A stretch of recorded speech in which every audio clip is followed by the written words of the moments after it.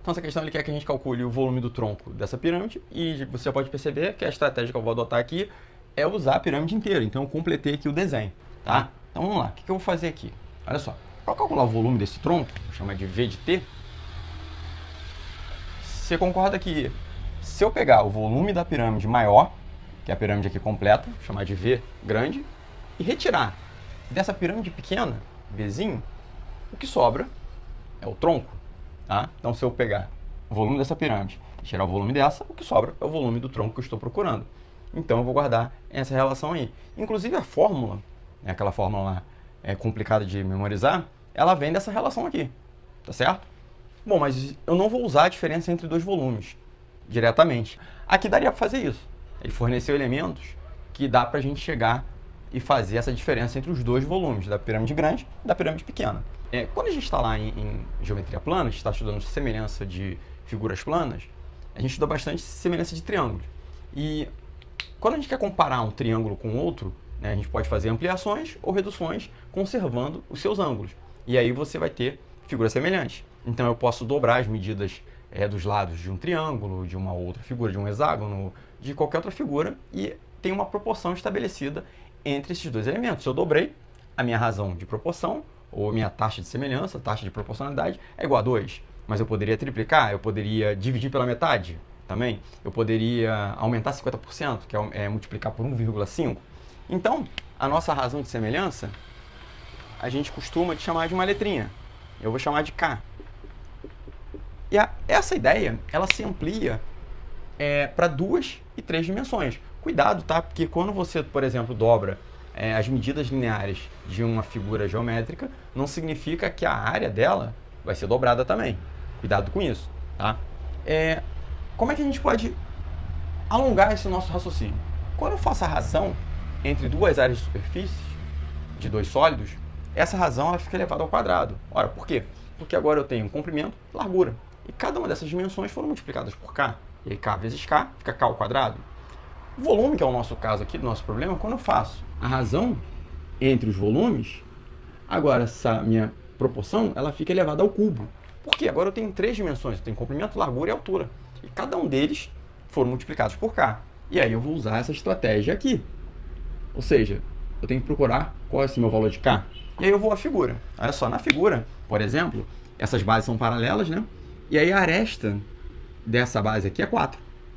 E da outra base, que seria da minha pirâmide menor, é 2.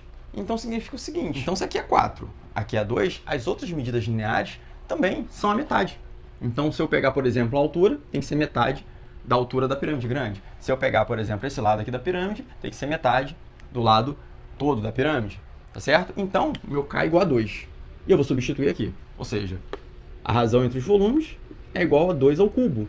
2 ao cubo é 8, né? Aqui é 8. Tá? E aí eu vou arrumar isso de forma que eu possa substituir essa relação aqui. Então, eu vou passar esse Vzinho para cá multiplicando. E aí eu tenho que Vzão vai ser 8 vezes Vzinho. Então, o volume da pirâmide grande, eu concluo que é 8 vezes o volume dessa pirâmide pequena. Substituindo lá porque eu quero o volume do tronco. Não estou interessado no volume da pirâmide grande. Então, o volume do tronco vai ser Vzão, que é 8 Vzinho, menos Vzinho. Fazendo essas contas, o volume do tronco vai ser 7 vezes Vzinho. Então, o que eu tenho que fazer? Achar o volume da pirâmide pequena. Substituir aqui multiplicando por 7. E aí eu vou ter o volume do tronco. Então, vamos aqui ao volume da pirâmide pequena. Quais são os elementos que eu preciso para calcular o volume de pirâmide? Área da base, vezes a altura, e dividir isso por 3. Quer dizer, o volume da pirâmide vai ser 1/3 da área da base vezes a altura. Então, eu tenho que olhar qual sólido eu tenho na base. É um hexágono regular. E aí, como é que eu calculo a área de hexágono regular? A área do hexágono regular, no caso ali a minha área da base, vai ser 6 vezes lado ao quadrado, raiz de 3 sobre 4. E da onde vem isso? Ora, é outra fórmula também bem usual. Isso aqui é a área de um triângulo equilátero. E a gente sabe que um hexágono regular pode ser subdividido em 6 triângulos equiláteros. E aí vem esses 6 aqui na frente. Ó. Então, 6 vezes a área de um triângulo equilátero é a área de um hexágono regular. Tem vídeo aí no canal mostrando isso. Tá? Então, isso aqui eu já sei calcular. Falta a altura da pirâmide pequena. Então, vamos lá, olha só. Aqui a altura do tronco é 9. E aí, qual a relação que eu tenho?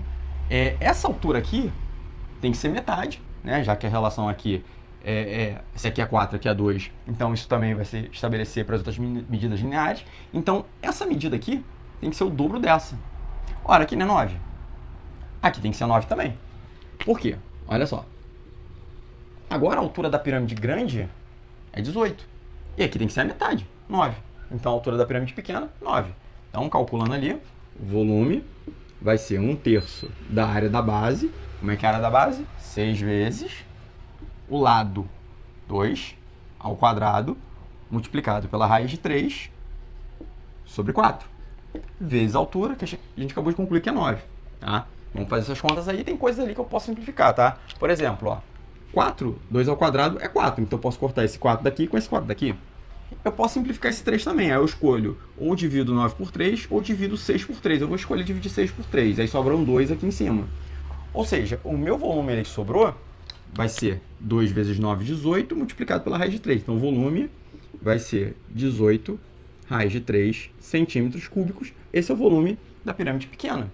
Agora, para a gente calcular então o volume do tronco, aqui no lugar do Vzinho, eu vou colocar 18 raiz de 3. Então já vou multiplicar aqui 18 por 7. 18 vezes 7, depois eu completo com a raiz de 3. 8 vezes 7, 56. Sobe 5. 7 vezes 1, 7. Com 5, 12. Então, o nosso volume do tronco vai ser 126 raiz de 3, né? Raiz de 3 centímetros cúbicos. E aí a resposta é a nossa letra B.